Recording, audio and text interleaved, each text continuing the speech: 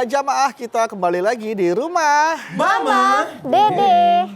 Masa lalu yang kelam nih, Mak. Kalau misalnya kita sudah berumah tangga kan sebaiknya kita nggak usah mengungkit-ungkit masa lalu pasangan kita kan ya, Mak? Lebih baik tidak usah diungkit-ungkit masa lalu. Ibaratnya begini, kalau saya naik sepeda nyungsep, lututnya bonglak, terus ininya nih, mata kakinya robek kena batu, berdarah-darah. Seminggu kering. Kalau diungkit-ungkit ibaratnya luka yang udah kering dikorek lagi, sakit lagi nggak? Lebih baik masih dikorek-korek karena suami Anda punya masa lalu, Anda pun punya masa lalu. Jangan ngorek-ngorek masa lalu orang. Yang penting saat ini dia laki gue, lu bini gue. Beres. Nah, biasanya Ipa kalau misalnya lagi wisata gitu mah sama Dian gitu ya. Terus Ipa pernah lihat tempat wisata ini pernah dikunjungi sama mantannya juga mah, ada fotonya waktu itu. Ipa kadang, wah di sini ya dulu yang mantannya. Lo yang salah, sebelum ketemu lo dia dulu. Parah. Kakak inget gitu mah. Ya iya, artinya ngorek-ngorek luka yang udah kering, salah. Mungkin IP seuzon kali, oh kamu ngajak aku ke sini biar kamu ingat sama masa lalu kamu.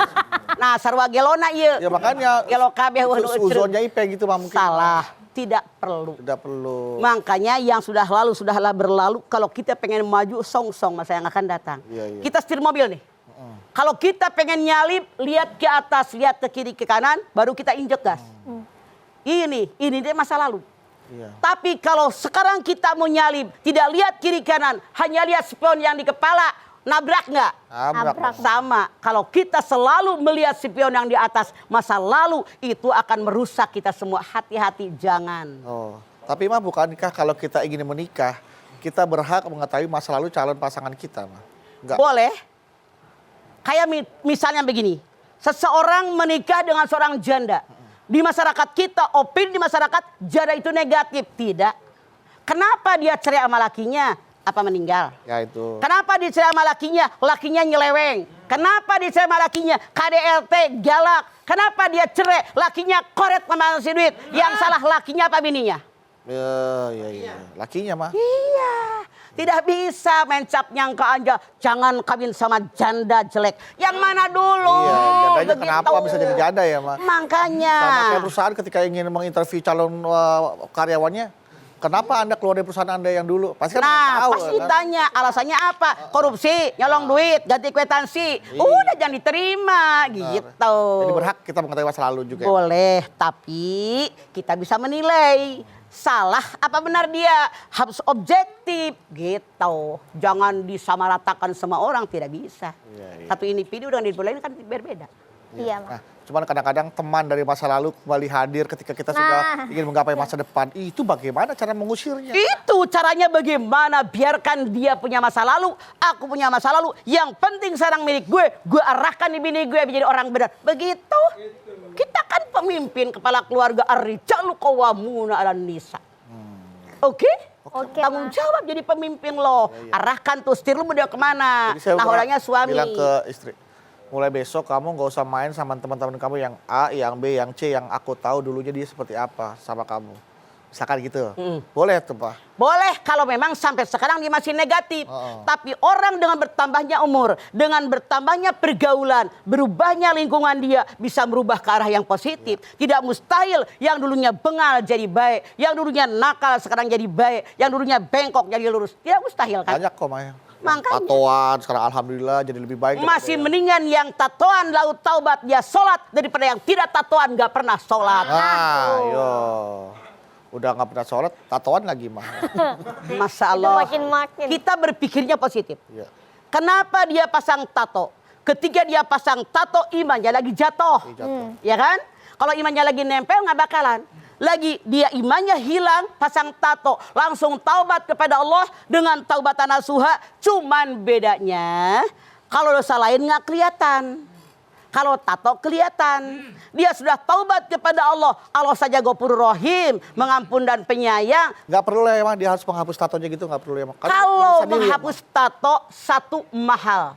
Yang dua kulitnya jadi rusak. Ya, kulitnya jadi rusak. Kalau memang jadi merusak tidak usah. Yang penting hatinya. Ya, betul.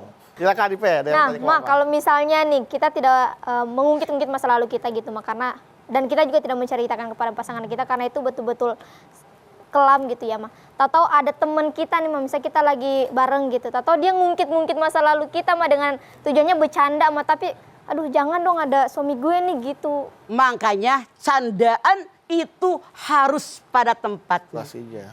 Karena tidak sedikit orang yang bercanda, apalagi kata Ipah ngungkit masa lalu, menyakiti orang. Karena begini, Rasul mengatakan, kalau ada orang nutup aib orang lain ketika dia mati di akhirat, aibnya ditutup oleh Allah. Amin. Amin. Ketika ada orang ngablak membuka aib orang lain, ketika orang tadi mati, aibnya dibuka oleh Allah. Nauzubillah min dzalik. Makanya jangan suka buka aib orang agar aib kita tidak dibuka oleh orang. Kita harus tahu ngomongnya sama siapa, yang dibercandain apa, karena orang tidak sama, ada yang sensitif. Kalau kita mau ngomong goblek juga nggak ada urusan. Terus udah tahu kelakuan kita. Ya. Tapi kalau kita orang ketemu, Baru tidak ketemu. kenal siapa dia, siapa tahu baper, ya kan? Betul. Ngambek, dismendam dalam hati. Karena sering ketemu kita bercanda numpuk. Akumulasi. Meledak. Jadi bom waktu. Hati-hati.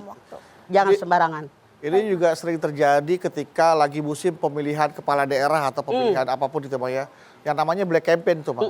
Masa lalu calon-calonnya dibuka semua aib-aibnya, Mah. Itu yang salah. Jadi biar masyarakat tuh terpengaruh oleh pilihannya. Betul. Itu yang salah, itu yang jahat, yang ngebuka aib yang lalu pasti dihantam oleh Allah dengan aibnya dibuka sama orang lain. Lebih jahat lagi. Makanya hati-hati. Itu persaingan yang buruk. Persaingan yang sesat, yang tidak menguntungkan siapapun, tapi setan yang membawa dia. Hati-hati. Dan apa yang Bro katakan, memang survei membuktikan banyak yang terjadi. Sampai detik ini. Iya. Aib orang, Allah aja menutupi aib kita, maksudnya kita buka aib orangnya, Mah, ya. Betul. Nggak boleh. Nggak boleh. Ya, ketika orang yang baru keluar dari penjara gitu, residivis, Mah. Kemudian dia bertobat, harus kembali ke masyarakat. Kadang-kadang masyarakat menerimanya sulit tuh, Mah. Iya. Ini yang salah. Yang namanya di rutan itu, rumah tahanan itu namanya pembinaan. Pembinaan. Dibina di sana Ke biar dia masyarakatan, lebih ya, baik. Ada pengajian, Mama tahu persis ada pengajian. Nah, kalau dia bergaul dengan yang baik, sekamar dengan orang baik, tidak sedikit kok yang hafal Quran, yang nulis buku, yang suka nulis-nulis di koran. Itu yang positifnya. Tapi tidak sedikit dalam tanda kutip yang negatifnya, begitu keluar makin canggih karena di sana ada S3-nya. Diajarin caranya begini, caranya begini. Itu yang terjadi. Jadi tidak semuanya baik, tidak semuanya buruk, kembali kepada individu yang bersangkutan. Iya. Karena tidak sedikit kayak gembong narkoba di penjara udah masih bisa ngatur keluar. Iya, masih jadi badar juga di penjara. Iya. Akan belajar, maling belajar lagi sama sana yang lebih canggih lagi. Di atasan dia kepintarannya. Nah, ini bicara masa lalu nih, Mah. Kan katanya kalau cowok baik-baik, ya jodohnya cewek baik-baik. Cewek nggak baik, ya jodohnya cowok yang nggak baik. Nah, kalau kita masa lalunya nggak baik, sudah pasti kita jodohnya akan nggak baik juga dong. Sebentar. Al-Quran mengatakan, perempuan yang baik buat laki-laki yang baik, laki-laki yang baik buat perempuan yang baik. Perempuan yang buruk buat laki-laki yang buruk, laki-laki yang buruk buat perempuan yang buruk. Apa maksud ayat ini? Kita kalau ditanya, pengen isi yang baik apa yang buruk? Yang baik dong, Mah. Pengen suami yang baik apa yang buruk? Yang baik. Kalau kita pengen yang baik, jadikan diri kita orang baik dulu. Pasti lelaki juga nyari perempuan yang baik. Pasti perempuan juga nyari suami yang baik.